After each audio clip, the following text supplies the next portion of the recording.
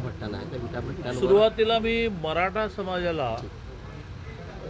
माननीय देवेंद्रजींनी 14 ते 19 मुख्यमंत्री असताना दिलेलं रिझर्वेशन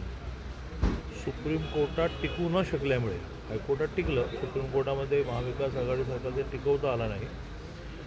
आणि त्यामुळे सुप्रीम कोर्टाने जी ऑब्झर्वेशन्स दिली की ह्या 4 गोष्टी तुमच्या करण्याच्या राहिल्या आहेत, त्याची पूर्तता करून आता वेल प्रूफ कायदा, आधीचाही वेल प्रूफ होता म्हणून तो हायकोर्टात टिकला,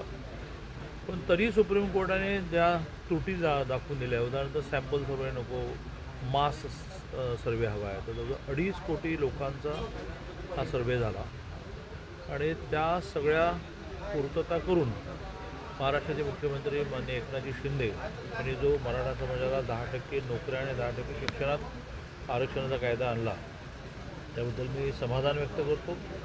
महाराष्ट्राचे मुख्यमंत्री माननीय एकनाथजी, महाराष्ट्राचे उपमुख्यमंत्री माननीय देवेंद्रजी, महाराष्ट्राचे मुख्यमंत्री माननीय अजितदादा यांचा खूप मनापासून आभार मानतो.